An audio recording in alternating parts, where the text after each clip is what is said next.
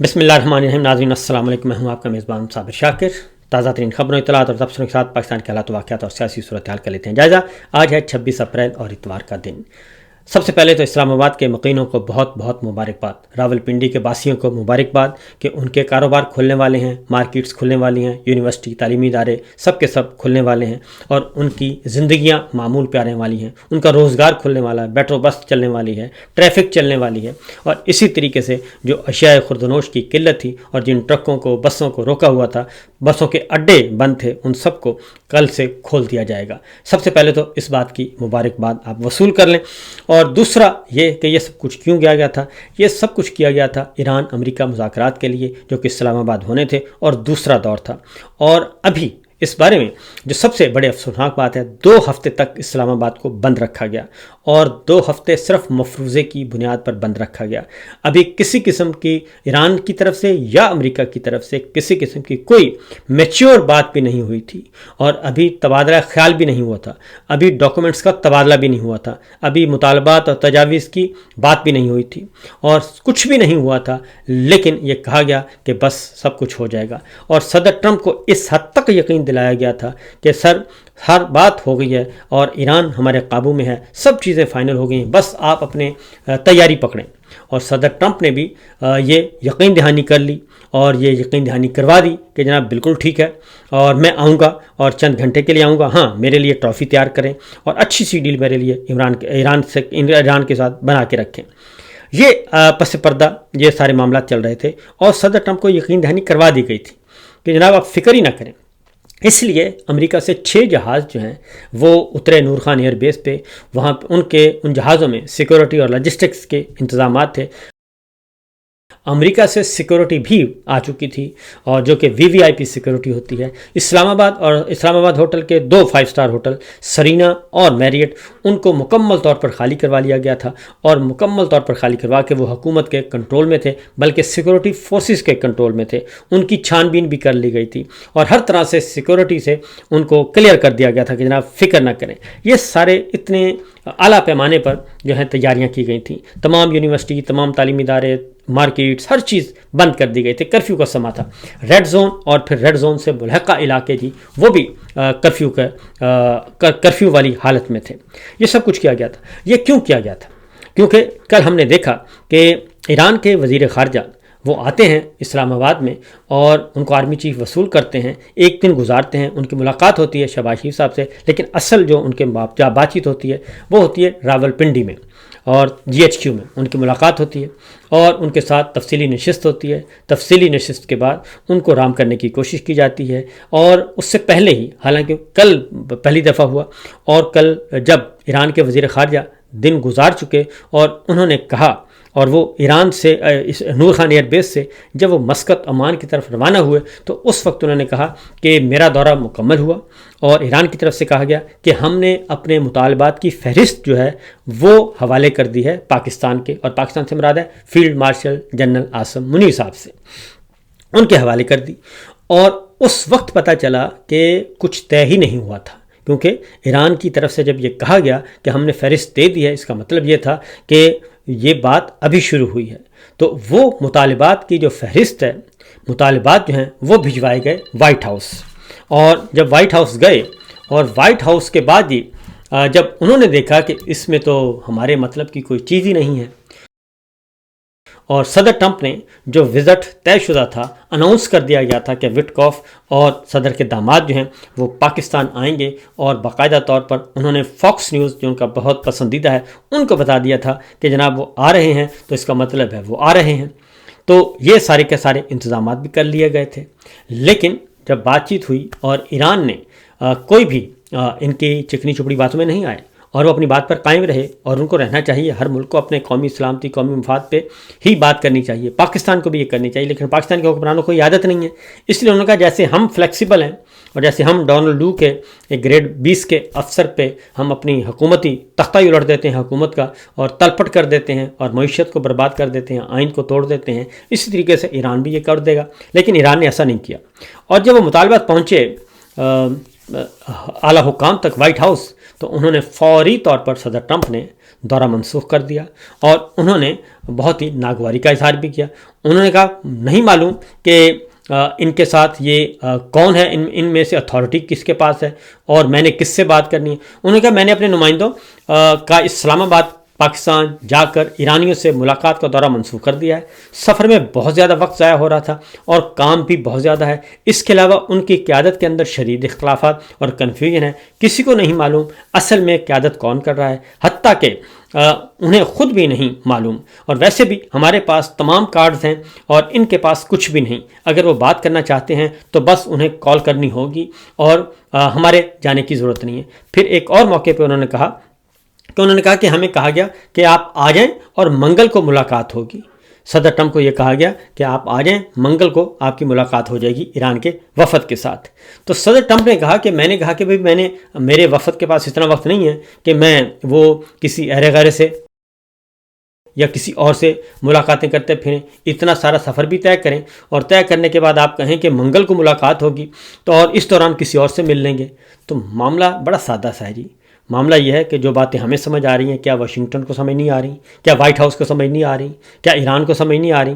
اور جب یہ کہا گیا ہوگا، یہیں سے پنڈی سے کسی نے کہا نا کہ آپ آ جائیں اور کچھ نہ کچھ کر لیتے ہیں، یہ بچوں کا کھیل تو ہے نہیں. لیکن صدر ٹرمپ نے انکار کر دیا اور مقصد یہ تھا کہ وٹکوف اور وہ آ گئے، اگر ان کو کسی نہ کسی طریقے سے بلا لیا جائے اور بلا کے کہا جائے کہ دیکھیں وہ بھی آ گئے ہیں اور ادھر سے ایران کے وزیر خارجہ بھی ہو کے چلے گئے ہیں، مذاکرات چل رہے ہیں، ذرا ایک ہفتہ اور چلے گی بات چیت. یہ سب کچھ کیا گیا لیکن یہ نہ ہو سکا اور بالآخر جو ہے وہ مذاکرات کا دوسرے دور کا اختتام کا اعلان کر دیا گیا جو شروع ہی نہیں ہوئے تھے، اور اسلام آباد ٹاکس کا بھی خاتمے کا اعلان کر دیا گیا. اور صدر ٹرمپ نے کہا کہ اب ہمیں آنے جانے کی ضرورت نہیں ہے، بلکہ یہ بات جو ہے وہ ٹیلی فون کال پر بھی ہو سکتی ہے. اور اس طریقے سے جو ایک سٹیج تیار کیا گیا تھا اس سٹیج کا یہاں اختتام اس بات پہ ہوا. اور اس دوران پاکستان کو کتنا نقصان ہوا، پاکستان کی معیشت کو، راولپنڈی اسلام آباد کو، شہریوں کو کتنا نقصان ہوا، اس کے بارے میں ابھی اگر آپ تخمینہ لگائیں گے تو آپ سوچ بھی نہیں سکتے. اب ذرا تھوڑا سا ریکال کریں. اسی دوران فخر ہمارے دوست ہیں، فخر الرحمان کو بھی اسی لیے اٹھایا گیا، اسی لیے گرفتار کیا گیا کیونکہ اگر وہ ہوتے تو وہ پوری بات بتاتے، اور وہ بات بتاتے ترکی ٹیلی ویژن پہ، عالمی دنیا کو بتاتے کہ جناب یہ کچھ ہو رہا ہے. اور وہ پہلے بھی بتا رہے تھے کیونکہ بلف چل رہا تھا. تہران کو کچھ بتایا جا رہا ہے، واشنگٹن کو کچھ بتایا جا رہا ہے، بیجنگ کو کچھ بتایا جا رہا ہے، ریاض کو کچھ بتایا جا رہا ہے، اور وہی کھیل پرانے والا جو جس طریقے سے کیا جاتا ہے. تو بہرحال معاملات یہاں تک پہنچے ہیں جی کہ وآخر دعوانا ان الحمدللہ رب العالمین ہو گیا اور مذاکرات جو ہیں وہ بالآخر اختتام پذیر ہو گئے. اور جو میز سجائی گئی تھی، اور اس کا سب سے یقین اس وقت آیا کہ جب صدر ٹرمپ جب امریکی خاتون صحافی نے یہ کہا کہ صدر ٹرمپ نے آج شام مجھے بتایا ہے کہ اب اسلام آباد سے روانگی کا وقت آ گیا ہے، امریکہ اور ایران کے درمیان مذاکرات کا دوسرا دور ختم ہو گیا ہے، شکریہ پاکستان، یہ کہہ کر انہوں نے اپنے دورے کے اختتام کیا. اور اس طریقے سے یہ ساری کی ساری ٹائیں فش ہو گئی.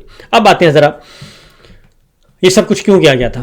یہ اس لیے کہ پاکستان کے اندر جو ہیں ہمارے بادشاہ سلامت کے چودھری صاحب کے حالات بہت پتلے ہیں اور پاکستان کی معیشت بگڑ چکی ہے، سیاسی بحران، آئینی بحران ہر طرح کا موجود ہے اور انسانی حقوق پامال ہو رہے ہیں.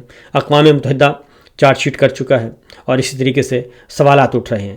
صورتحال قابو میں نہیں ہے اور عالمی ضرورت بننے کی، امریکہ کی ضرورت بننے کی یہ پرانی خواہش ہے، ہمارے ملٹری ڈکٹیٹرز کی پرانی خواہش ہے کہ کسی نہ کسی طریقے سے اقتدار پہ آیا جائے اور اس کے بعد امریکی خوشنودی حاصل کی جائے اور واشنگٹن کی خوشنودی اور پینٹاگون کی خوشنودی، اور اس کے بعد امریکہ کی ضرورت بن کر اقتدار پہ قبضہ کیا جائے. یہ ہے بنیادی چیز جو کہ یہ کوشش کی جا رہی تھی، کیونکہ داخلی طور پر تو کوئی بیانیہ ہے نہیں اور پچھلے 36 گھنٹوں میں بہت ساری خبریں چلوائی گئیں جو سب کی سب باؤنس ہو گئیں. تو اب آتے ہیں واپس اسلام آباد کی طرف اور پاکستان کی طرف. پاکستان میں معاملات یہ ہیں کہ عمران خان صاحب الٹیمیٹلی بات ہوگی عمران خان کی اور بات ہوگی پاکستان کے مسائل کی. کل آزاد کشمیر میں سہیل افریدی صاحب نے وزٹ کیا اور پاکستان تحریک انصاف کی لیڈرشپ نے، اور آزاد کشمیر کا وزٹ تھا رابطہ عوام مہم پہ نکلے ہوئے تھے اسٹریٹ موومنٹ کے معاملے میں. تو تاثر یہ تھا کہ جس طریقے سے ڈسکریڈٹ کیا گیا ہے پاکستان کی لیڈرشپ کو، تحریک انصاف کی لیڈرشپ کو، تو اور داخلی طور پہ خبریں چلوائی گئیں انتشار کی، تو تاثر یہ تھا کہ شاید عوام نہ نکلے، لیکن کل آزاد کشمیر مظفر آباد میں تحریک انصاف کا جو جلسہ ہوا وہ تعداد جو ہے وہ دیدنی تھی، اور یہ ہم نہیں کہہ رہے بلکہ تمام کے تمام ذرائع ابلاغ یہ رپورٹ کر رہے ہیں کہ وہاں پہ جوش و خروش بھی تھا اور تعداد بھی بہت زیادہ تھی، اور وہاں پہ صرف ایک ہی آواز تھی اور وہ تھی عمران خان کی، اور عمران خان کی رہائی کا مطالبہ تھا، یہ سب کچھ تھا۔ اور پاکستان تحریک انصاف کی لیڈرشپ نے بھی وہاں پہ جو اناؤنس کیا، انہوں نے کہا جی ہم آ رہے ہیں اور بہت جلد اسلام آباد کی طرف احتجاج کریں گے، اور ملک گیر احتجاج ہوگا، اور اس کا ابھی تک انہوں نے تفصیلات نہیں بتائیں، لیکن انہوں نے کہا کہ ہم تیاریاں کر رہے ہیں۔ تو کہنے کا بنیادی مقصد یہ ہے، یہ بتانے کا کہ یہ جو کہتے ہیں کہ کبھی آپ بھارت سے جو وکٹری حاصل کی آپ نے، پاکستان کو کامیابی حاصل ہوئی، کبھی آپ اس کے پیچھے چھپتے ہیں، کبھی آپ ایران امریکہ مذاکرات کے پیچھے چھپتے ہیں، کبھی آپ کہیں سے ایج حاصل کرنے کی کوشش کرتے ہیں، کبھی آپ سعودی عرب کے دفاعی معاہدے کے پیچھے چلے جاتے ہیں۔ تو اس سے کیا فرق پڑے گا؟ کیا اس سے پاکستان کی معیشت، کیونکہ الٹیمیٹلی معاملہ تو پاکستان میں آنا ہے، تو کیا پاکستان کے حالات بہتر ہو گئے ہیں؟ پاکستان میں غربت، مہنگائی، بے روزگاری ختم ہو رہی ہے؟ اس میں بالکل ایسا کچھ بھی نہیں ہے۔ ابھی یہ ہمارے سامنے جو لیٹسٹ خبر ہے، ایک اور پاکستان کو یہ رجیم چینج آپریشن کے بعد پاکستان دنیا کے شدید غذائی بحران کے 10 بڑے ممالک میں شامل، اور 1,10,00,000 افراد شدید غذائی عدم تحفظ کا شکار ہے۔ پاکستان کی معاشی صورتحال اور مہنگائی جو ہے وہ غذائی بحران کو مزید گہرا کر رہی ہے۔ اقوام متحدہ کی حمایت یافتہ گلوبل رپورٹ آج فوڈ کرائسس میں انکشاف کیا گیا ہے، اور پاکستان میں 93 لاکھ افراد کرائسس، جبکہ 17 لاکھ افراد ایمرجنسی کی انتہائی خطرناک صورتحال میں شامل ہیں، جو قحط سے ایک قدم پیچھے تصور کی جاتی ہے۔ یہ ہمارا زرعی ملک ہے، اور زراعت میں ہم خود کفیل ہیں، اور ہر فصل، ہر سبزی، ہر دال، ہر پھل پاکستان کی سرزمین پہ ہوتا ہے، لیکن اس کے باوجود پاکستان غذائی قلت کی طرف جا رہا ہے اور قحط کی طرف جا رہا ہے۔ 17 لاکھ افراد ایمرجنسی، اور جو قحط سے صرف ایک قدم پیچھے تصور کی جاتی ہے، اس صورتحال میں ہمارے 1,10,00,000 افراد اس کیٹیگری میں آ چکے ہیں۔ یہ ہے ہماری حکومت کی ترجیحات۔ حکومت کی ترجیحات اس سے زیادہ اور کچھ بھی نہیں ہیں۔ اس کے بعد آتے ہیں جی ایک اور خبر، وہ ہے کہ اگلے سال جو ہے وہ اسٹیٹ بینک کے پاس اس وقت اسٹیٹ بینک کے پاس 15 ارب ڈالر ہیں، ان میں سے تقریباً کوئی 11-12 5 اور 3 8 ارب ڈالر سے زیادہ جو سرمایہ 8 ارب ڈالر سے زیادہ صرف سعودی عرب کے ہیں، اور کوئی 5-7 ارب ڈالر ہی چائنا کے ہیں۔ اور اس کے بعد ہمارے پاس کیا ہے؟ ہمارے پاس میرا خیال ہے بمشکل وہ 1.5 ارب ڈالر جو IMF کی طرف سے آ جاتا ہے، اور ہمارے اپنے پیسے اس میں سے کچھ بھی نہیں ہے 15 ارب ڈالر میں، اور اگلے سال 21 ارب ڈالر جو ہیں وہ قرضوں کی ادائیگی کرنی ہے، اور جبکہ 6 ارب ڈالر، اور یہ 15 ارب ڈالر بھی آپ قرضوں میں ادا کر دیں تو پھر بھی آپ کو 6 ارب ڈالر مزید چاہیے ہوگا، لیکن ہماری حالت زار جو ہے وہ اس سے کہیں زیادہ بدتر ہے۔ پھر ایک اور خبر، اور وہ ہے کہ حکومت نے پیٹرولیم مصنوعات پر لیوی میں بڑا اضافہ کر دیا ہے، اور اس میں مزید اضافہ کیا جائے گا، اور یہ سب کچھ پیٹرول مہنگا نہیں ہوا، ڈیزل مہنگا نہیں ہوا، لیکن ٹیکس لگا کر ہم نے اس کی قیمت بڑھا دی ہے۔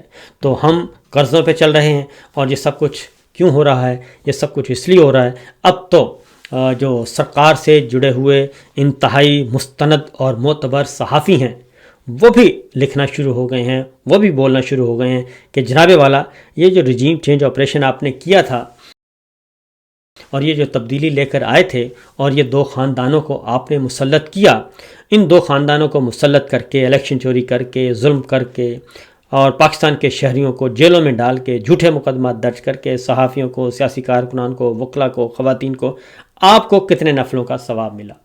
یہ ابھی تک ان کے پاس جواب نہیں ہے۔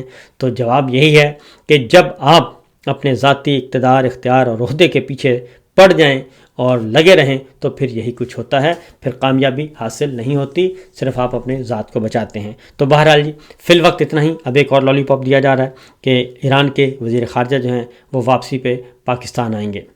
تو پاکستان آئیں گے اس لیے کہ ان کا جہاز جو ہے وہ نور خان ایئر بیس پہ ہے، وہ مسقط گئے ہیں، مسقط سے واپس آئیں گے ڈیو ٹو سیکورٹی ریزن، انہوں نے یہ کام کیا ہے، اور یہاں سے آ کے اپنے جہاز پر پھر تہران روانہ ہوں گے۔ فی الوقت اتنا ہی، اجازت دیجیے، اللہ حافظ۔